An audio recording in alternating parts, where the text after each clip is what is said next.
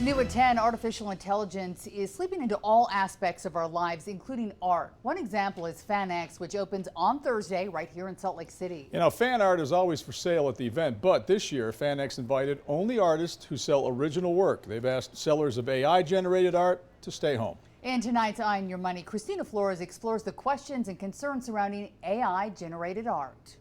Are these prints?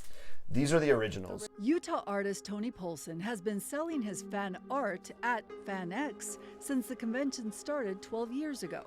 His pieces are original creations. Stickers are my thing I'm most known for. His art features well-known comics characters. The series is called Hand Over the Hero. Tony's even partnered with toy companies to make some products.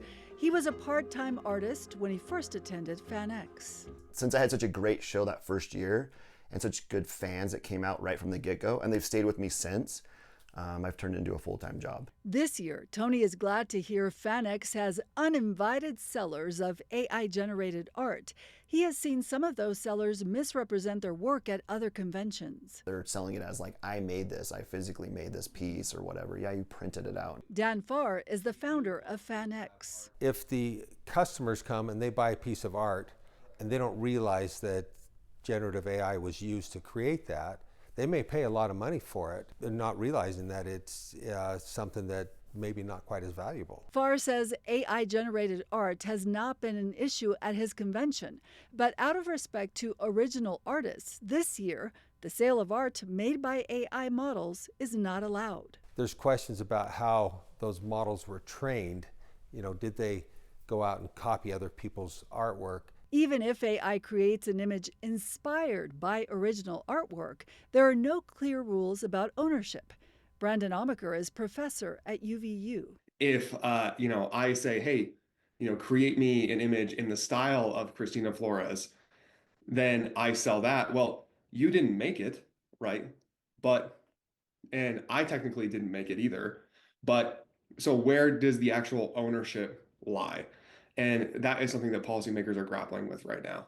Amaker says for years, artists have used the internet, including social media, to promote their original artwork, not thinking the images they uploaded would someday be ingested by AI and then used by someone else to create something new. Is it directly stealing that person's art? No, but at the same time, if your art has been sucked in and the model has been trained on it, then it can get pretty good at emulating your style. So it kind of raises the question, at what line is that, infringing on intellectual property? Do you feel like governments should be reacting more quickly to all this and setting some rules about it? Are we moving quickly enough to get in front of the issues? Probably not, but that's also not a new trend. I mean, we're only now starting to really wrap our head around the effects of social media on society, and social media has been around for 20 years almost. Tony Polson feels if it doesn't come from your own ideas and your own hand, Every stroke, every color choice, then it's not your art. Christina Flores, KUTV 2 News. Now, Dan Farr, the producer of FanX, says there's no way the convention can police every piece of artwork. He hopes artists will report any issues that can help them set rules for how to handle AI art at next year's convention.